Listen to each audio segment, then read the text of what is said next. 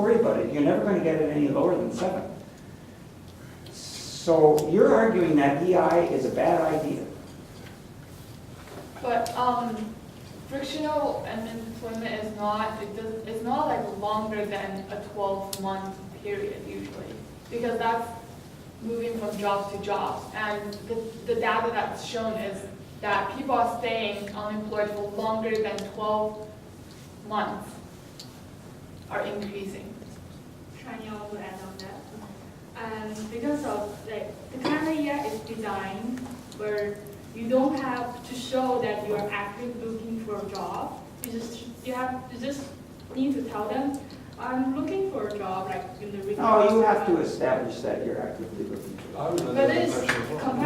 But then compare with other countries' unemployment insurance, like in the US, you have to like submit like 2 or 3 resumes, and then in like Switzerland, you have to attend for an interview every month. And then in No, Canada, they have investigators going around and they find people who are sitting on the beach and saying they're actively looking for work, and then it just pulled off the EI. So you might argue that we could enforce the EI rules more carefully, but that's not an argument against EI, it's just an argument against the way we implement EI. It could be improved. So We're always going to have people that are using see, the system. the 3 judges here, we're Canadian. And as you know, we care. And I care. I'm going to help you out if you get a serious disease. I'm willing to cough out of my pocket to help you out because we're all family here, aren't we? We're all family. Analogously, if you lose your job, Shana, I'm going to help you out, not forever, but I'm going to give you a little jump start. I'm going to boost your battery a bit. And I'm going to do that because I'm Canadian, because I care about you, right? Because we're all family here, aren't we? You trying to sell us something? And therefore, why shouldn't I do that? Tell me why I shouldn't do that. Because the 3 judges here are Canadian, aren't we? Yes. We are. 2 of us are dressed up, 1 of us is never dressed up. Because if you help me, then I would rely on the help instead of improving myself. I have greater faith in you than that. Okay,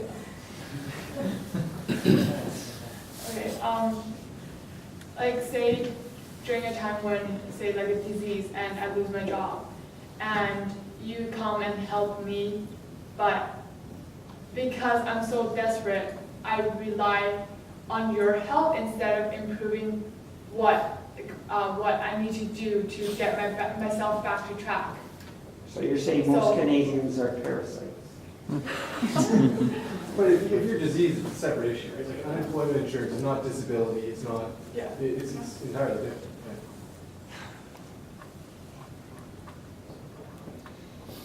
Okay, well, let's turn to the affirmative. Why don't people just self-insure? Why do I have to look after other people? Why don't you save for a rainy day? A big argument in the paper last night about how Alberta is supposed to have some heritage trust fund and they're supposed to be saving for a rainy day. And everyone knows, I remember when they started that heritage trust fund, everyone said, it never rains in Alberta. So my question to you is this: why don't you self-insure? Why do I have to look after you? Look after yourself. You know you're going to lose. You know there's a probability of losing your job, so save for your own problems. Why is it that you get to consume and spend all your money on food and drink and wine, women, and song, and you're out having a good time, and then when, as life will have it, something terrible happens to you, I have to look after you. Why don't you look after yourself? Why don't you insure yourself? You know you're going to lose your job once in your life, so save it. Have a rainy day fund. Have a backup fund. I think that's what like more and more people are. So these arguments about consumption smoothing and productivity and all this stuff, they're kind of side issues in my way of thinking, right? Look after yourself. Take responsibility, and that encourages productivity. Because now you have to go out, you might have to take You might have to work on Saturday mornings, put that money in the bank and save it for a rainy day. More and more people. Now, granted, I'm not expecting you to save $500,000 in case you get a heart disease. So on those issues, I'll help you out through the health insurance system. But you know you're going to get unemployed once in your life. It's guaranteed. So, as my brother says, be proactive. Take responsibility for yourself. Why should I foster irresponsible? How do you respond to that kind of? Right, judges? Yeah, I think. Right. What do you say? Gentleman in the handsome check shirt there. Like, especially people with lower wages or minimum wage around there, if they Cat? are, if they're self-sustaining and they lose their job without employee insurance, they will actually, like, they wouldn't have much that is saved up because of their low wage and high standard of living in our society today. So then with the employee insurance, it really supports the lower wage employers or Tommy, employees. did you answer my question? Right.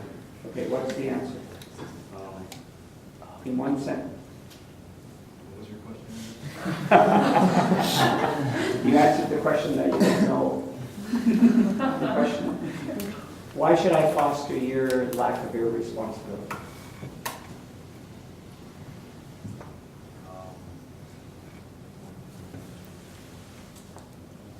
Sarah, you look like you're chomping at the bit with an answer.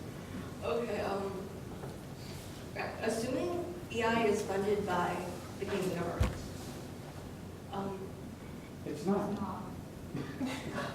So why would you assume a false? sorry, because we have an American argument and they're using it for the Canadian government. Why should I foster your responsibility?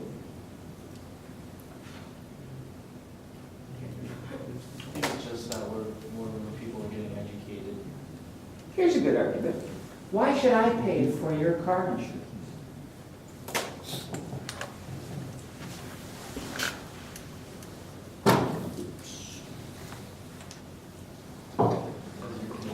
Okay. Smart that way. Okay, I'm going to give you guys the last word. Okay. So both sides are going to get a couple of minutes where I will not say anything. I know it's hard to believe, but it's true. So give me your best shot. And I'll give you a little hint. Try to address the problems that the judge is dealing with. Go ahead. Affirmative.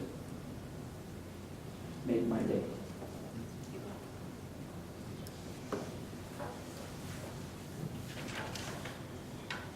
So employment insurance is ultimately good for positive economic growth because at the end of the day, people, Canadians like us, want to care for each other.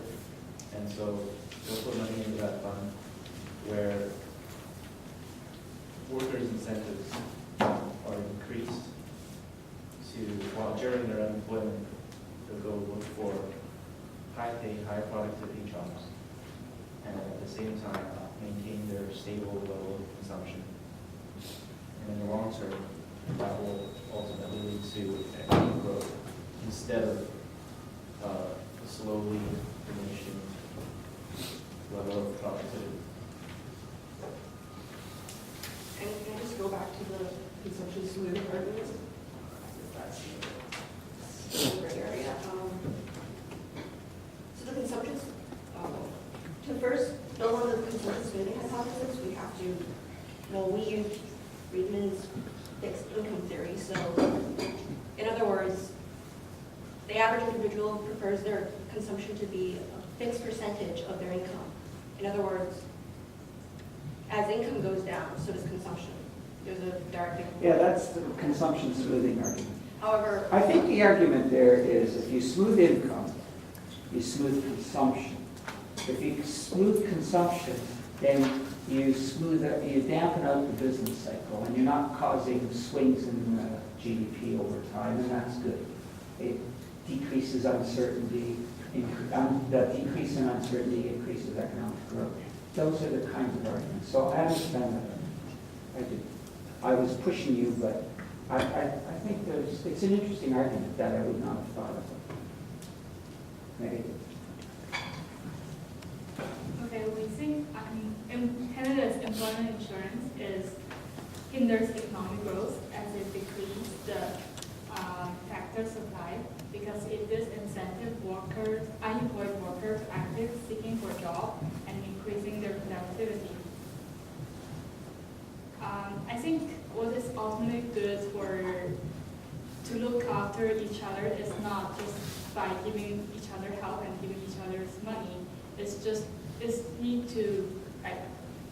We need to encourage others to do things by themselves. Tough love.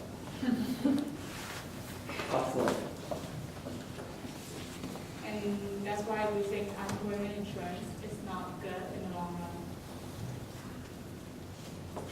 Ginny? Sorry? China? Oh, China. Long Eye. I'll give you the last word, China. Last word. Oh, that's for Do you have anything to add? Like for our part, Yeah.